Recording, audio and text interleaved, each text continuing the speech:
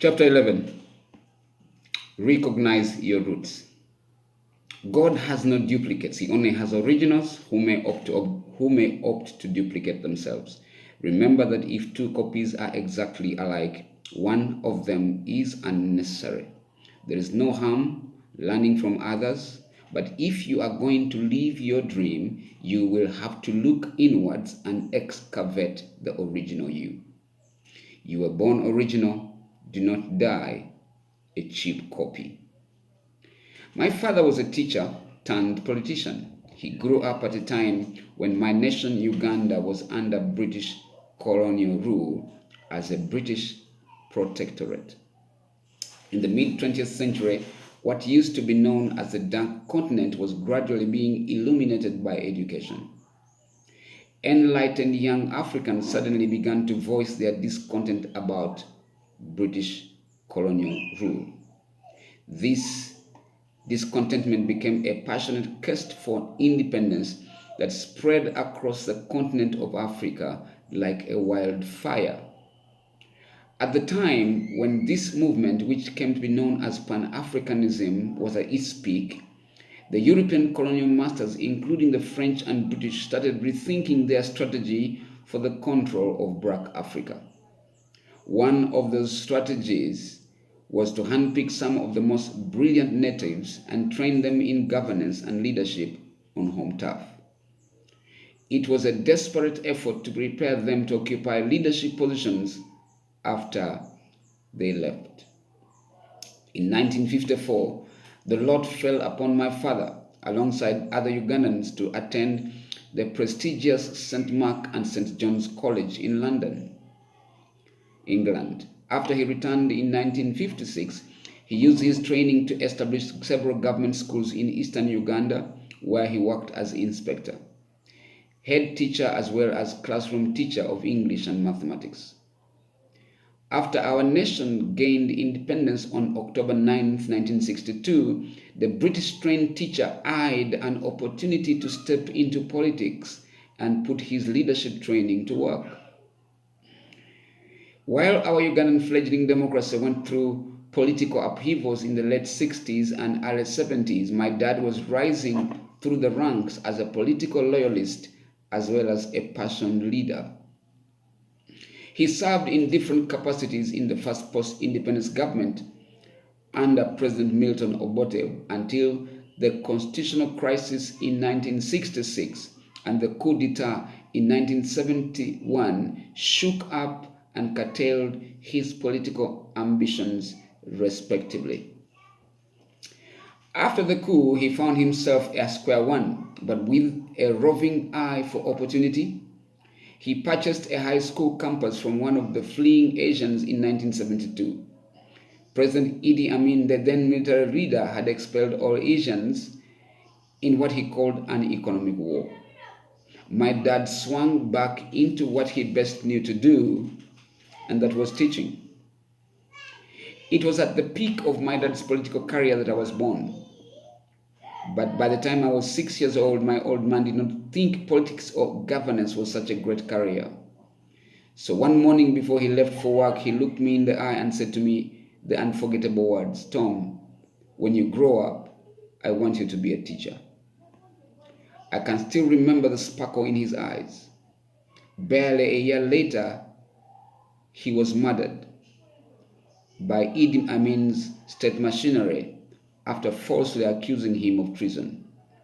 Our family members never got to see his body for a decent burial, but I buried his words in my heart.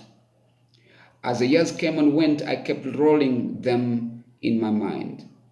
But by the time I was eligible to join the university, becoming a teacher was the last thing on my mind.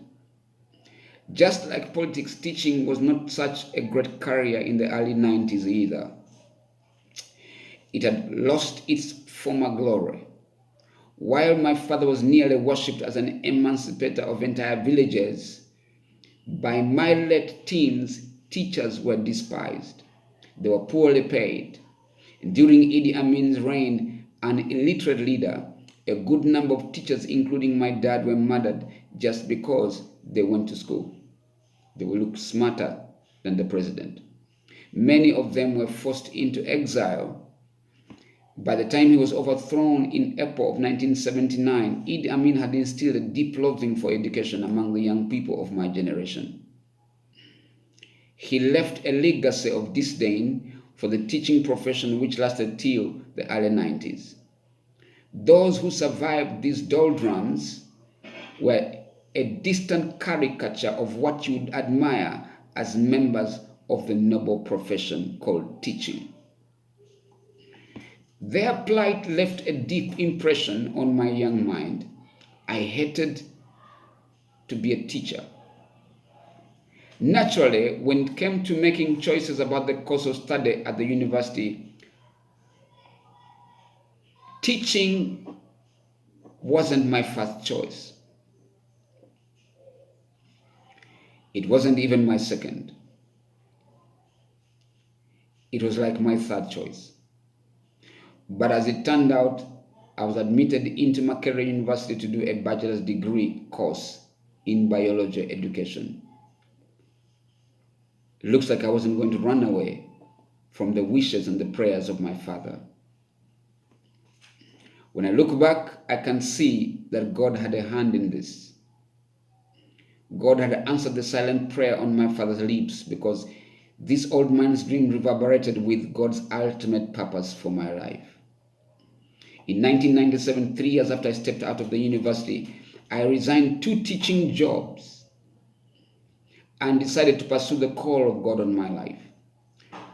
I abandoned 2 salaries, job security and a free school residential apartment, and made the apparently crazy decision to take the plunge.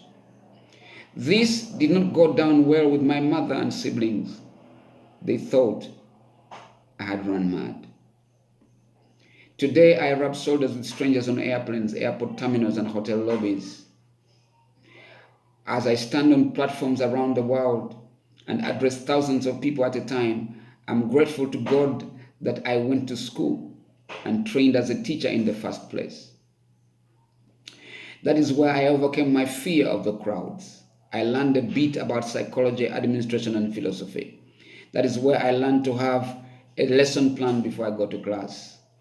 These skills, alongside the anointing, have been invaluable in inspiring pastors and leaders, inaugurating churches, and counseling broken people in the 12 nations of the world where I have gone.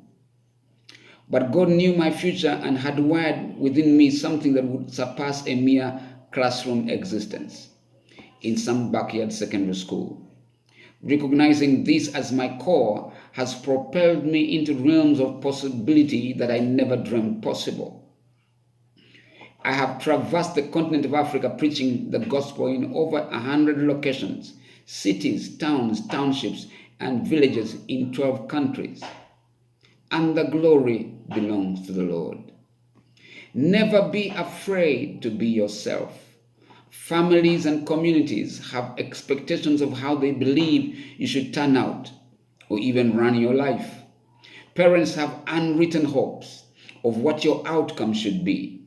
Daddy wants all his little boys to grow up to become carpenters or civil engineers like him, or even better, so they can carry on the family business. Mother feels perhaps all her girls should grow up to get married, stay at home, run a farm, raise a huge family, just like she did.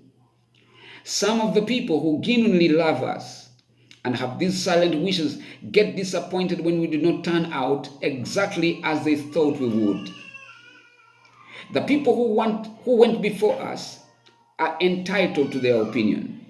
They may have contributed to the genes that made us who we are, but they need to come to the terms with the practical expression of those genes. The genetics of our origins must intercourse with the demands of our times to create an ingeniously adapted species that is able to survive in the high-tech nanosecond environment of today. Our parents must allow the intermarriage of their genes, wishes, and prayers to favorably play out in their children according to the throes and demands of 21st century existence. Like my father, Your old man may require that you grow up through the system to become a white-collar corporate executive or mainline professional like a doctor or an engineer. But when you look around you, you see graduates who are unemployed. And yet you hear about computer geeks like Steve Jobs, Bill Gates, and Mark Zuckerberg, and others who quit school and still made it real big in life. What worked for our parents may not necessarily work wholesale for us, considering the demands of our time. But like roots in a giant oak tree, their patronage sources and provides the vital nourishment for the tree trunk, the branches, the leaves, and the fruits. They are the roots, we are the trunk, and the fruit is a fulfillment of our cherished dreams. Their nourishment may be the moral, spiritual, or cultural balance that we need to propel us and to anchor us towards the achievement of our goals. Our old people may struggle to understand how smartphone works, but they sure know how the psyche of a teenager operates. They have been there.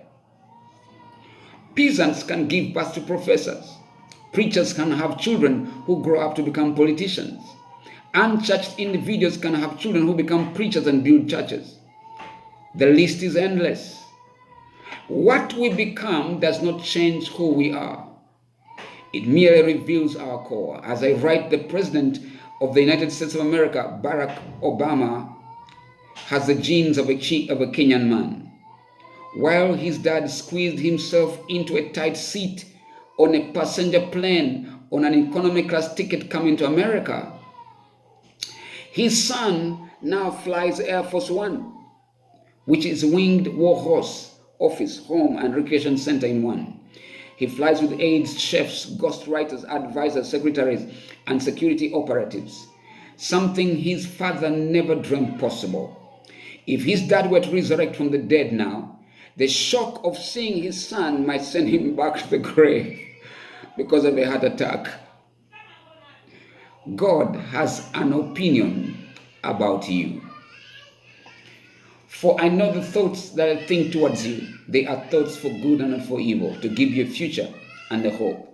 Jeremiah chapter 29 and verse 11. You are not the product of your parents' mistake or someone's opinion. You were not merely cut out of a human template. Your lot is not to replicate what others have designed or to regurgitate what others have fed you. You are not a photocopy of your parents or peers. Never settle for being an echo of somebody else. Believe that you are a voice and not an echo. You are the outcome of deliberate, premeditated, meticulous design from the mind of the Creator, God. You are fearfully and wonderfully made, carved out of sheer nothingness into crystalline existence on God's creation table. The blueprint of your life is original. Your pedigree is authentic. You bear the marks of greatness. You have the genes of royalty. If you are born again, your origins can be traced back to the foot of the cross where the ground is level for all. Rich, poor, black or white, where your sins were forgiven. It's at the cross where your past was redeemed, your destiny was reconfigured, and your future was assured. It is there at the crooked cross where your outcome was secured. You are an original product of divine grace, created in the very image of God. God breathed a bit of himself into you.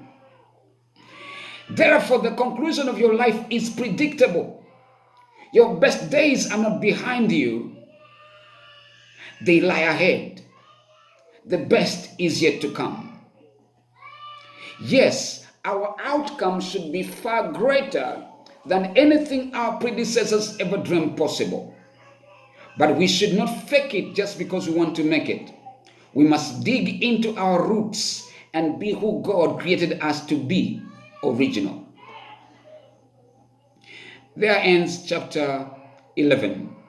Now get ready for chapter 12. Thank you for watching.